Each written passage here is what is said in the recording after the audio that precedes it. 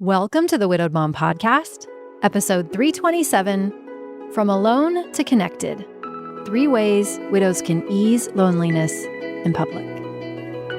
Welcome to the Widowed Mom Podcast, the only podcast that offers a proven process to help you work through your grief, to grow, evolve, and create a future you can truly look forward to.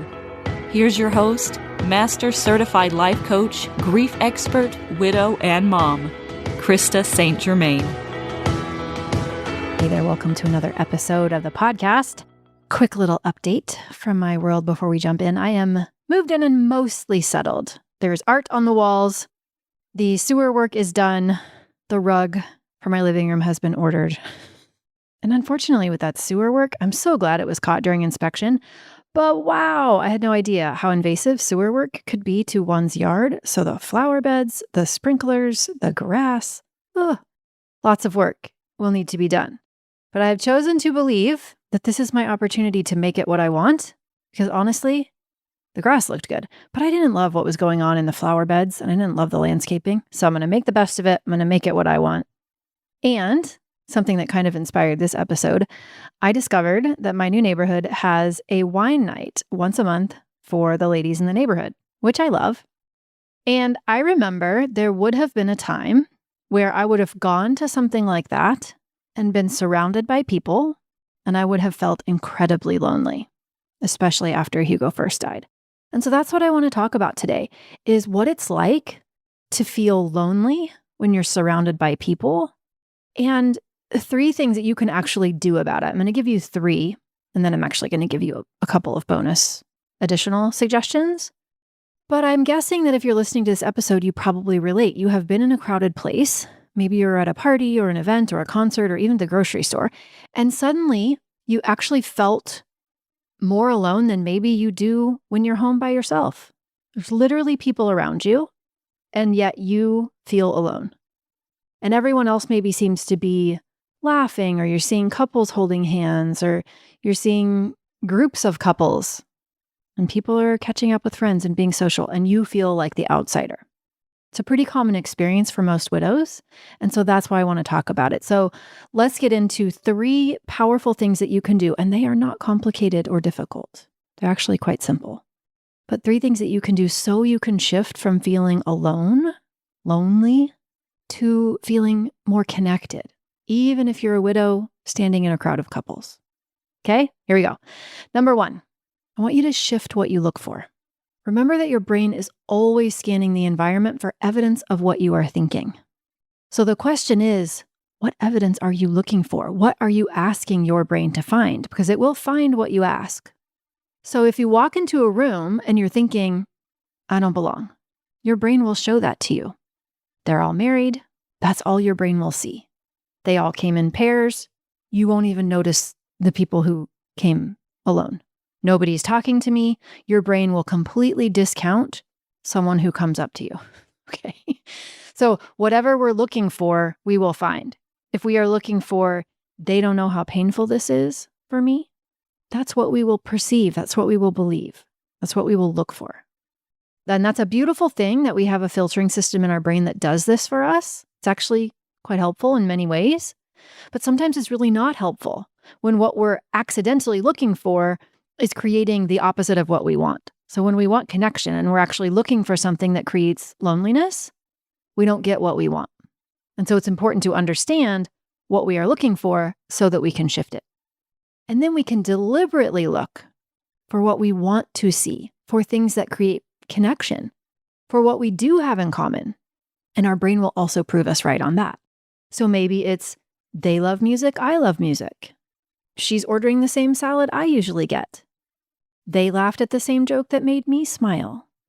They know the pain of being human too. They might not know your exact pain. They might not know the pain of spousal loss, but they also are humans, and all humans have pain. And they know pain. I guarantee it. May not be showing it to you, but they do know it, right? So same crowd, different lens, different experience, because we have shifted what we are looking for. So I want you to ask yourself, what am I looking for?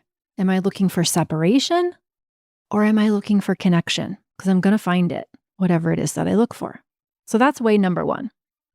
Way number 2, make tiny connections. I think sometimes we think that connection has to be deep or long-standing or involve long conversations that are very meaningful. And I don't think that's true. Sometimes the tiniest interactions are quite meaningful. And so what if you look for the tiny ones? And that could just mean you smile at the barista. You say thank you to the cashier. You compliment someone's earrings. You make eye contact. You nod when someone holds the door, like little tiny moments. And the tiny moments remind your nervous system that you're not invisible, that you are part of the human family. You are safe, even if your person isn't next to you anymore. Remember, we're always scanning for safety. And so connecting with other people is a way to remind ourselves that we actually do belong. We are part of this group of people. Even if our brain is telling us that we're not, the micro little tiny connections can remind us that we are. So that's way number 2. Way number 3, I want you to act your values. Most people don't think about acting their values. They might think about what they do value. But what I mean is, let's say you know that you value kindness. That's an important thing to you. It's an important value that you have. Well, how could you be the kindness that you value? How could you act that value when you are out? Maybe you could hold the door. Maybe you could offer to help someone reach something they can't reach, or give them advice on something that they seem to be looking for. Maybe growth is a value for you. And in that case, what if you signed up for a class, even if you had to go alone and you felt nervous about that? Growth is a value, so you act in accordance with that value. You act the value. If curiosity is a value, maybe you ask the person next to you a question about how they found out about the event or what else they like to do for fun, right? You get curious and you act into that curiosity. So when you show up as your values, not just thinking about your values or being aware of your values, but actually living them through action, you will create connection on purpose. You will create connection with yourself because you're acting in alignment with what you value, and you're being who you want to be, right? That is important. And you also are creating the possibility of genuine connection with others because you're showing up as yourself and you're allowing them to see who you are, right? When you live your values, you act your values, people get to see you. And then when they see you, they can connect with you. And that, I think, is what we want. And so when we act our values, we're kind of shifting the focus away from, do I belong? I'm worried I don't belong, to, I'm being who I want to be. It becomes a shift from something that we are worried we can't control, right? Something outside of us, to, I get to choose who I want to be and how I want to show up. And that by itself will have you feeling more confident and more connected, and things will start to feel easier.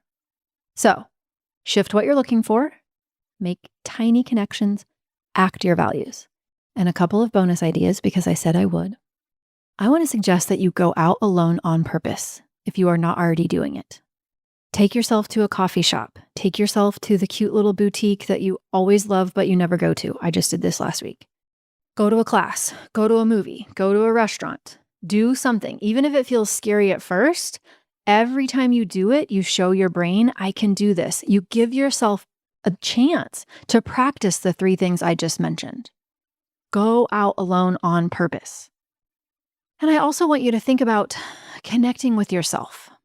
Sometimes what can be really difficult in a moment where we're feeling lonely and there are people all around us is that we don't realize that we're not actually feeling connected to our own internal experience.